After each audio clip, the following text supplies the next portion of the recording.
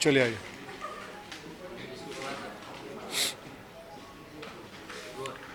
Well, रात्रि की यात्री 2 आ चुकी है। वेल, फर्स्ट सीज़न को इतना प्यार मिला है, जी। तब जाके ये सेकंड सीज़न आया है।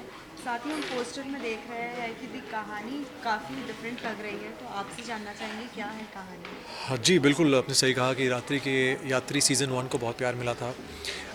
लोगों ने अप्रिशिएट किया, लोगों ने एक्सेप्ट किया एक ऐसे सेंसिटिव सब्जेक्ट को, एक इतने सेंसिटिव प्लॉट को।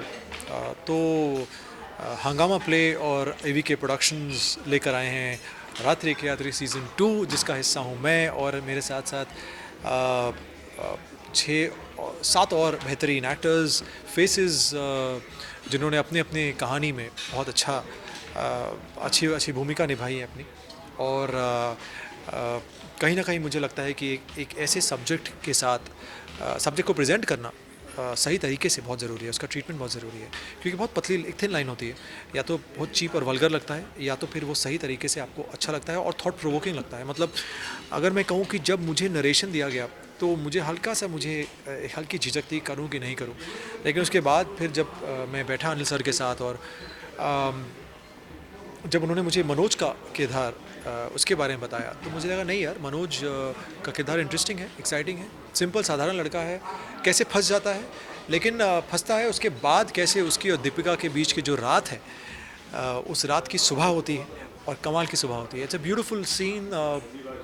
सिर्फ कपड़े उतारने ही मकसद नहीं था। मकसद ये था कि कैसे आप इमोशंस के साथ बहुत ही खूबसूरती से और सेंसिटिव तरीके से, अंडरस्टैंडिंग तरीके से आप कहानी को आगे लेकर जाते हैं। आई थिंक एवी के अनिल सर, मोना, पूरी क्रिएटिव टीम ने बहुत कमाल का काम किया है। आई थिंक हंगामा प्ले अगेन, आई थिंक हंगामा जैसे ऐसे टॉपिक्स लेकर आते हैं हमेशा, उनके जो शोज़ होते हैं, उनके जो कंटेंट होता है, आई थिंक इट्स क्वाइट, मतलब मैं कहूँ तो इट्स हैट्स ऑफ यार, अच्छी बात है। मतलब आज के दौर में आप हॉटनेस भी दिखा रहे हैं। मतलब अगर आपने प्रोमो देखा हो तो हॉट भी है, सिजलिंग भी है, साथ में इमोशंस भी हैं, साथ में कुछ आप सोच रहे हैं यार ये क्या हो रहा है, और ज़रूर कुछ होगा। तो 5 कहानियाँ हैं, भिन्न भिन्न प्रकार की कहानियाँ हैं, अलग अलग मैसेजेस हैं सबके, और लेकिन कोई भी कहानी एक दूसरे से किसी का कोई मेल नहीं है, कुछ नहीं है।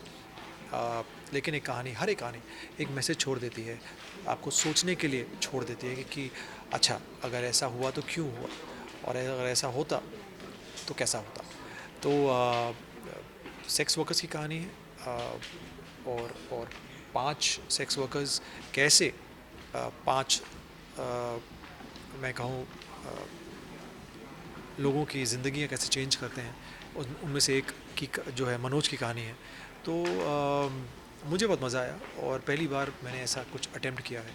तो उम्मीद है फ़ैन्स से, व्यूअर्स से, प्लीज़ देखिए, फ़ीडबैक दीजिए, ताकि आगे भी चलकर मुझे हिम्मत मिले कि मैं ऐसे सब्जेक्ट्स मतलब अटेम्प्ट करूँ, कि बहुत ही सेंसिटिव सब्जेक्ट्स हैं ये, इतने कॉमेडी और एक्शन वाले नहीं हैं, ये थोड़े इमोशंस के साथ खेलने वाले सब्जेक्ट्स हैं। तो जैसे आपने बताया 5 स्टोरीज़ है, सबसे बेस्ट स्टोरी आपको कौन सी लगी और आपको लगा कि मैंने ये स्टोरी भी मैं करना सच बताऊं तो चाहिए था? मैं सच बताऊं, मैंने अब तक एक भी कहानी नहीं देखी है, मैंने अपनी कहानी भी नहीं देखी है। लेकिन मैं चाहता हूं कि लोग फीडबैक दें। मैं आज इस सब के बाद आराम से बैठ के घर जाके सब देखूंगा, और मैं फिर मुझे पता लगेगा कि कौन सी कहानी ने मुझे छुआ है सबसे ज़्यादा। बट आई एम श्योर पाँचों कहानियाँ अपने में कहीं ना कहीं कुछ इंटरेस्टिंग, एक्साइटिंग, इंट्रीगिंग लेकर आई हैं। Plots, situations, characters, story line, सब कुछ। आई एम श्योर सिचुएशन, जैसे मैंने कहा, इमोशंस बहुत है हर पांचों कहानियों में। और अभी पूरी कास्ट से मेरी मुलाकात हुई, तो सब लोग बहुत एक्साइटेड हैं। तो बस इस सब के बाद में जब घर जाएंगे तो आराम से बैठ के देखेंगे, और फिर समझ में आएगा कि क्या किया मैंने और कैसा लोगों को पसंद आ रहा है। फीडबैक तो सुबह से अच्छी मिल रही है, काफ़ी लोगों के मैसेज आ रहे हैं, डीएम्स आ रहे हैं। फैंस ने उसे कहीं ना कहीं एक्सेप्ट किया है, क्योंकि उन्होंने कभी सोचा नहीं था कि शायद, मतलब मनोज का किरदार ऐसे किसी ब्रोथल में जाएगा, सेक्स वर्कर के पास, और फिर साथ ही शरद, कितना डिफ़िकल्ट और कितना इजी था ये लाइक पूरा पोर्ट्रे करना, स्पेशली लैंग्वेज, बॉडी लैंग्वेज, बहुत सारी चीज़ों का इसमें ध्यान देना होता है। जिस तरीके से आपने कहा कि एक थिन लाइन होती है। जी देखिए, ऐसा है कि नॉर्मली लोग मुझे जानते हैं मेरे कैरेक्टर्स की वजह से ही, और अब तक मैंने जितने भी किरदार प्ले किए हैं, मनोज उनमें से सबसे अलग है, हट के है। बॉडी लैंग्वेज, बोलने का तरीका, बैठने का तरीका, देखने का तरीका। यहाँ पे तो ऐसा था कि वो एक ब्रॉथल में घुस गया। उसके क्यों घुसा? क्योंकि उसकी फियोंसे उसे लेकर गई, उसकी अपनी मंगेतर, और वहाँ जाकर क्या हुआ ये तो मैं आपको बताऊँगा नहीं, लेकिन हाँ मतलब ईजी नहीं था। अपने आप को थोड़ा समझाना पड़ा कि पता नहीं लोग कैसे रिएक्ट करेंगे, घर वाले कैसे रिएक्ट करेंगे, यू नो। तो बहुत सारे सवाल थे,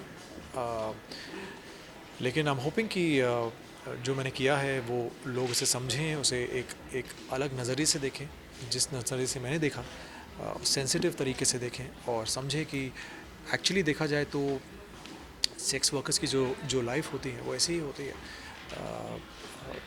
तो बस वही है, कोशिश है एक अच्छे मैसेज देने की।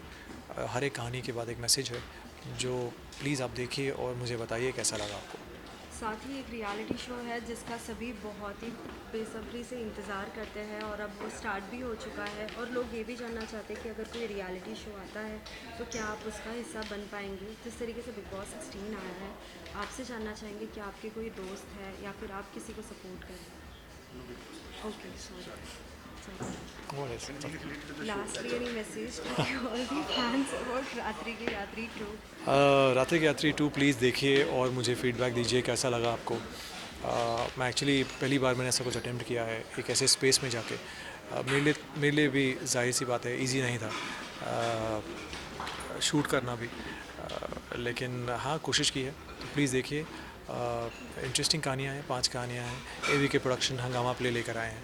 तो प्लीज़ मेरी रिक्वेस्ट है आप सबसे, जो मेरी मीडिया फैमिली है, फैंस हैं, व्यूअर्स हैं, फैमिली है, फ्रेंड्स हैं, देखिए और बताइए कैसा है, तो ताकि समझ में भी आए कि मैंने क्या किया है। Right, thank you so much. Thank you. Sorry I was not